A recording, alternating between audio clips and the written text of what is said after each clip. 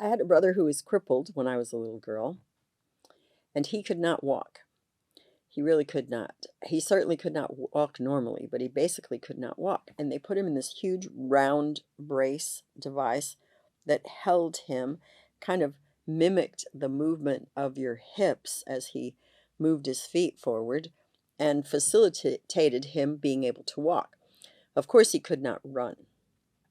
And so all these people told him all these things he could not do.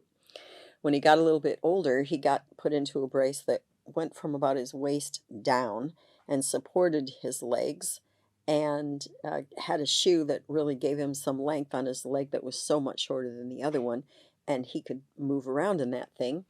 And he was told all these things that he couldn't do.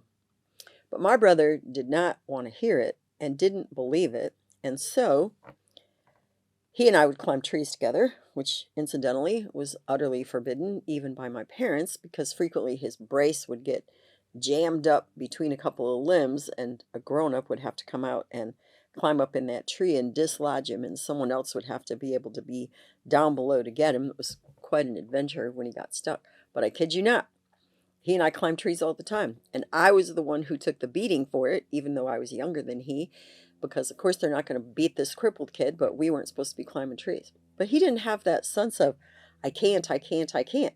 He had this sense of, I can do anything I want.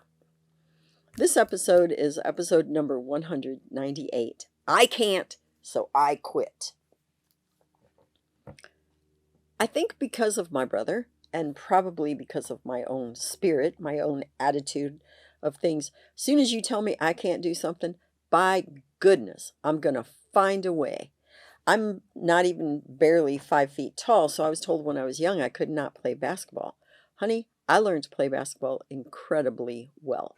My sons, my grandsons, there are some great basketball players in my world, and I promise you I can still sometimes beat my grandson at horse or pig.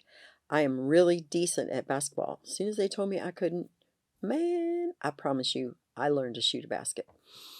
The point being, some people just kind of have it in them that when you tell them they just can't do it, and I don't mean in a rebellious sense, like you can't have this cook here, you can't this. I'm talking something they really want to do that's not bad, but someone says, oh, you just can't do that. And they find a way. Some of us are built like that, but I'm talking about the person who says, oh, I can't, so I quit. And there are plenty of those. It seems as though there are getting to be more and more and more of those. That attitude seems to be getting to be more prevalent as I speak to young people. It's really distressing to me. So my first question for you today is, what kind of kid do you have? Are they the kind of kid who says, yes, I can, and they're going to find a way? Because if they are, this probably doesn't apply to you. But if you have a kid who goes, oh, I just can't, I just can't, I just can't, I just can't. It's so hard, I quit. I'm not doing it. I'm not even going to try. You know I can't do it, so I shouldn't even start. That kid, that's the kid I'm talking about. You have one of those, this is for you. And there are plenty of them in the world today. Plenty. Teenagers, it's appalling to me how much they say this. How do you foster this in your kid's life so that they develop the attitude with great intention that even when it is hard, I'm not going to quit. I'm not going to keep feeding myself this negative message of, oh, I just can't, it's so hard, I just can't, it's impossible, oh, I just can't, no one should expect this out of me, oh, I just can't, I can't, I can't, I can't, I can't. Oh my goodness. First of all, you need to be your child's greatest cheerleader. Yes, you can. I know you can. I think you can. This, if possible, if I've gotten a hold of you when you're young and you don't have children yet, or when you're young and your children are young with you, before 5 years old, this is up to you. You need to have the can-do attitude constantly with your child. Oh, I think you can do this. I think you can do this. I'm pretty sure you can. It's probably going to be hard, but I think you can.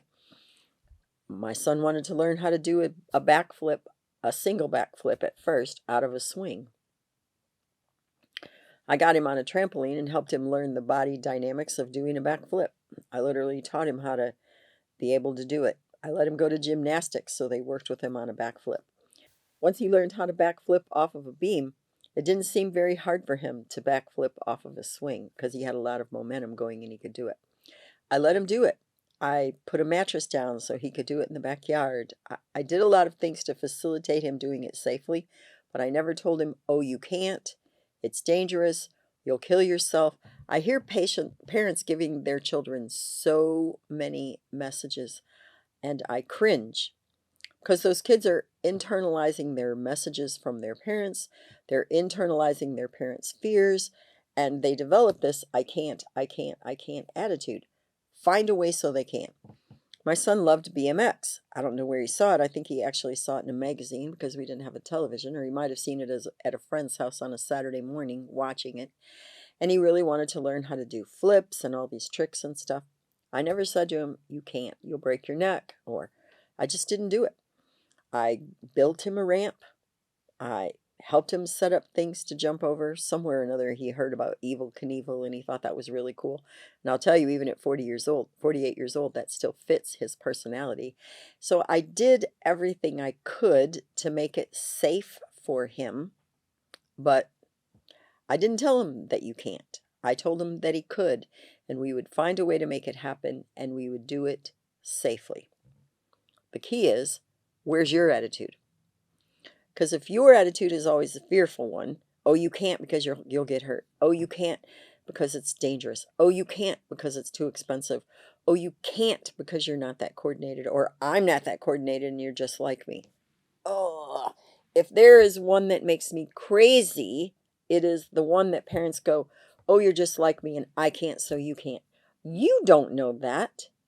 I mean, that kid is not your genetic clone. And don't tell them they can't because you can't. Please don't do that. I'm begging you. Don't do that. Maybe they can. Don't already set all these limits over their life.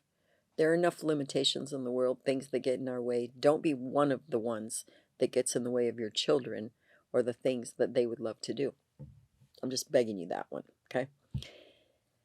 Yeah, so say, okay, well, it is really expensive. We'll find out if there are scholarships for that. This is really difficult, and I don't know anything about it. Let me see if I can find out something about it. Today you have the internet. You hardly have an excuse. I had to learn all this stuff by going to someone. I had a difficult time at times getting a hold of resources to help my kids do some of the things they wanted to do. Almost 50 years later, wow, it's a piece of cake for you.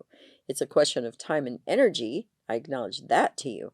But it is not like it's a super difficult thing for you to find out some of the things that your child might need to know in order to do what they want to do. Find a way. Do your best to foster a can-do attitude in your child. If your child's in elementary school and they're really struggling with the multiplication tables, instead of letting them say, oh, I can't, I'm bad at math. Oh, I can't, this is really hard for me. Oh, I can't, I've tried it and tried it. Oh, I already failed third grade before. I can't. Tell them, I know you can. Let's do this. We're going to count by threes. 3, 6, 9, 12, 15, 18, 21, 24, 27, 30. 3, 6, 9, 12, 15, 18, 21, 24, 27, 30. You just keep on counting by threes. Every day in the car, when they get up in the morning at the breakfast table, before they go to sleep at night, do the threes for a week or two. Do you know what? Pretty soon, they're multiplying by threes, but they don't know that they are. And kids, I'm dead serious about this. Often at 2 years old, they can count by fives and tens. 5, 10, 15, 20, 25, 30, 35, 40, 45, 50, 10, 20, 30, 40, 50, 60, 70, 80, 90, 100. Yes, they can, just like that. You know why? Because they hear it over and over and over and over.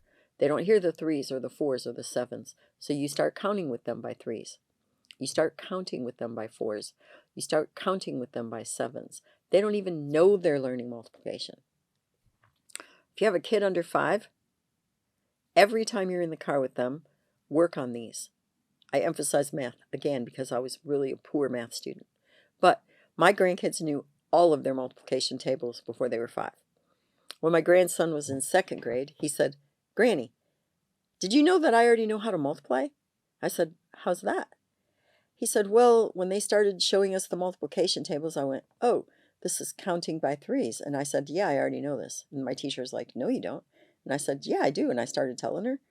He said, I just had to learn that 3 times 1 is 3, 3 times 2 is 6, 3 times 3 is 9, but I already knew 3, 6, 9, 12, 15, 18, 21, 24, 27, 30. I've known that a long time. Exactly. Okay? Kid says, I can't spell, I can't spell, I can't spell, I can't spell, I can't spell. Okay? Buy him a dictionary. Every day for 10 minutes, you read the dictionary. Find an interesting word, write it down 10 times, come and talk to me about that word, then we're going to use it. Okay? Do what you have to do to help them understand that, in fact, they can. If you are using a decent vocabulary with your child from the time they're born, by the time they're 5 years old, they are going to have a really excellent vocabulary. And a way to help them learn spelling is SPELLINFRONTOFTHEM, period. Because kids are dying to know what you're saying, and when you spell in front of them, they're going to learn how to spell. I spelled everything with my former husband in front of my children. By the time they were 3 or 3.5 years old, they'd say, oh, are we really going to be going to the carnival today? Wow, are we really? They knew what we were saying. They could already do it because they heard it. The point being, yes, they can. Kids are amazing, and they can do more stuff than you ever dreamt of before, but you have to let them do it. You have to let them have exposure to things, and you can't just accept their excuses. Oh, I know, honey, it's so hard. What a crock of baloney. Knock that junk off. I'm dead serious. You heard this from me. I'll even repeat it if you need to hear it again. Knock it off. Don't baby your child. Oh, I know you can't do it, honey. It's so hard. They're being so mean to want you to do that. Help me out here, people. Yes, they can. And make sure that you're their greatest cheerleader. I know you can do this. I realize it's hard. You can do a lot of hard things. You are so strong. You are so smart. You are so capable. Yes, you can. Yes, you can. Be the greatest cheerleader they ever had. I mean it, for real. If necessary, write them a note occasionally in the front of their notebook or in their lunchbox. Be their cheerleader. Tell them, yes, you can. And don't let them quit prematurely. No kidding. Just like we talked about yesterday, in the last few days, in the last few weeks, when that child hits a wall and they really are struggling and they really are challenged and they are frustrated, that's the exact point at which you say, keep going. I know you can make it. It's going to happen, whether that is a sport or music lessons, some kind of an academic or intellectual challenge. Yes, you can. Yes, you can. Yes, you can. Until they learn how to say themselves, I know I can, even though it's hard, rather than I can't, so I quit. I know I can, even though it's hard. I will find a way. I am going to succeed. I can do this. Very crucial in the rest of their life. So start now while they're a kid at your house. It's been so good having you with me today on Paint a Beautiful Picture. Yes, you can be a good parent. Hug your kid. Let him know how important he or she is to you. Have a wonderful day together. See you soon. You may find additional information on our paintabeautifulpicture.com website.